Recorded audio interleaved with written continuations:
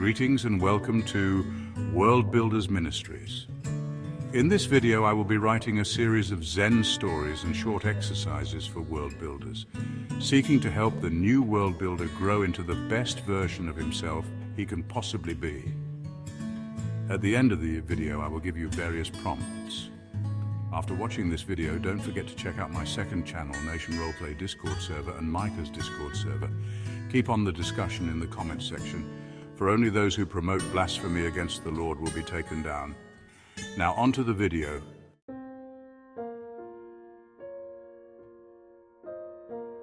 I want you to picture yourself in Mount Athos during winter. Imagine yourself standing on top of the gigantic mountain looking down upon the frozen grassland. Imagine the cold snow on top of the monastery building brings a peaceful light to the small monastery as the soothing melodies of monastic chants stand in the background, not as an intrusive force, but as a peaceful welcome to the serene beauty of the natural environment.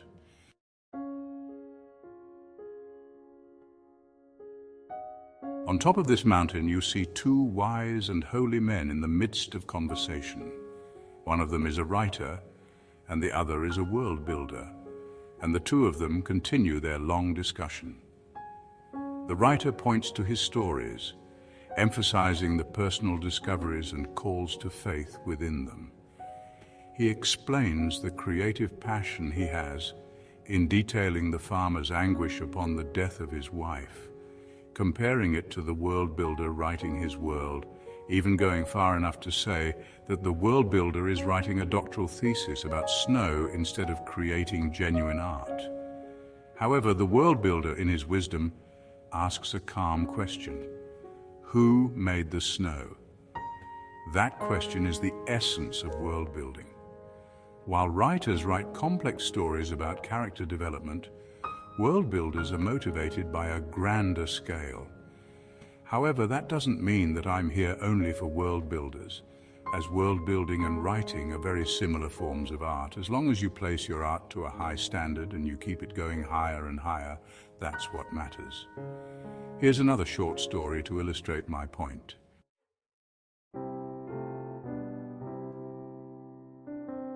Abraham Statman, a young world builder in Tupelo, Mississippi, always enjoyed visiting his grandfather, the son of an old European aristocrat. Visiting his grandfather's house was a gentle reprieve from the unrefined monotony of his southern town. There, instead of the typical southern Pepsi, Coke and a cheeseburger, he enjoyed fine British tea, sipped luxurious champagne and tasted the wondrous delicacies of fine French and Austrian cuisine, including a fresh schnitzel from a deer that was hunted the same day. There he always enjoyed talking to his grandfather about the world he made.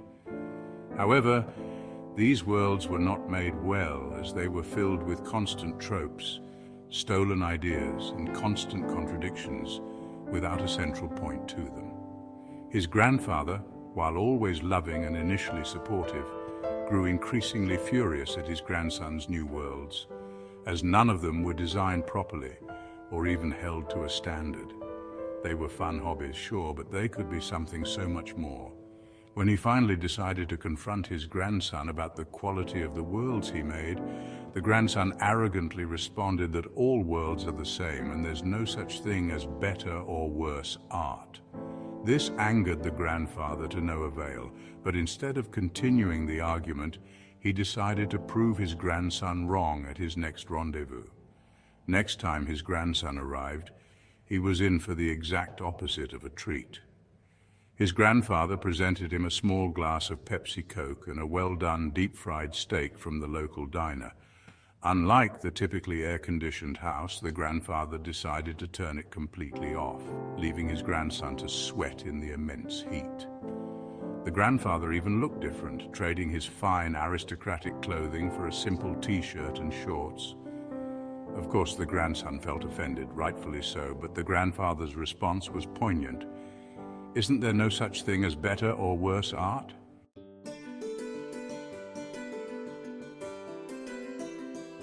This is why when we make art, we must assign a high standard to it. We cannot play around with what is divine and sacred, as every art is, in and of itself, a form of prayer. However, even the arts can grow banal. Just as the musician spends his days practicing scales before doing something great, the world builder and writer must practice on basic exercises before doing something truly incredible.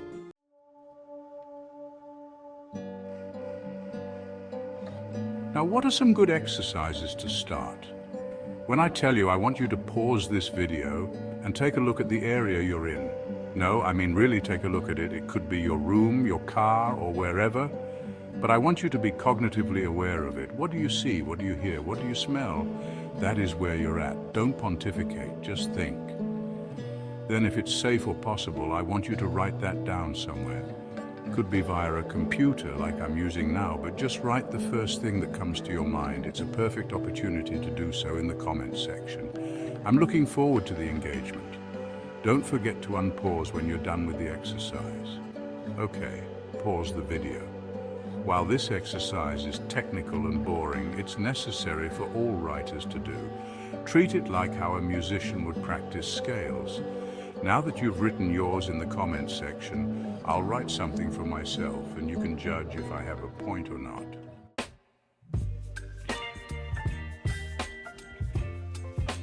The multicolored but mostly red brick wall stands in front of me alongside small photos of sports memorabilia and Halloween decorations. I hear an emotional electric guitar in the background, as fiery and passionate as it is sinister in its modernity. Still, my wooden staff stands next to me as a reminder of distant, olden days, improved by natural wear and tear rather than deprecated. Every time I hear it gently hit the floor, I imagine church bells from old Hagia Sophia before it was conquered by the Turks. Echoes of a liturgy interrupted but never over. Its antiquated nature contrasts sharply with the modern pub I find myself in. As I continued writing this description, I was served a delicious chicken sandwich alongside some fries. Not the healthiest food in the world, but you're not going to do too much better in a small Nebraskan pub. Despite the seemingly insignificant nature of the place, the food was masterfully crafted. The wonderfully crispy fries, golden brown in their appearance, were made with precision and care, neither too salty nor too bland. The chicken sandwich, though often bland somewhere else, was uniquely flavorful and within a unique Southeast Asian flair.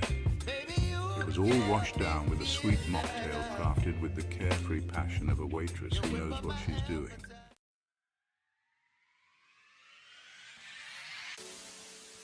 I challenge you to write a better description than this, knowing that you, my viewers, can and will better me. Ultimately, this calm description can allow us to write much better. For example, looking at the palace of Ikunthir, one cannot help but notice the feathered uniforms of its guards. Commander Arvotlan of the Blue Guard stands tall and proud, but a deep sense of melancholy remains in his eyes.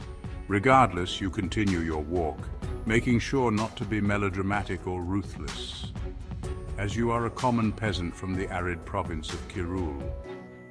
Listening to the rustle of the trees and hearing the distant chattering of monkeys and tropical birds shows that you are far away from home, while the smell of fresh tropical fruit, whose names you can't even pronounce after millennia of studying their proper names, jolts the humid air with a sense of unbridled luxury. Is this not better than you walked into the palace of Ikunthir, passing by Commander Alwatlan of the Blue Guard in the process? Of course, you can't be melodramatic. I personally prefer keeping these deep descriptions rare, but that's my preference.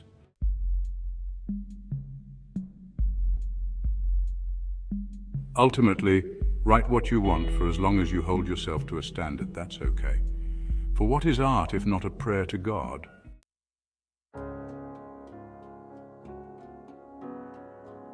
Ultimately, be an artist, not a nerd, for the Lord is the divine source of creation. He who is greater than all is greater than all, the honored, blessed, and great, most powerful, most beautiful, most righteous, most wise, and most loving. Amen.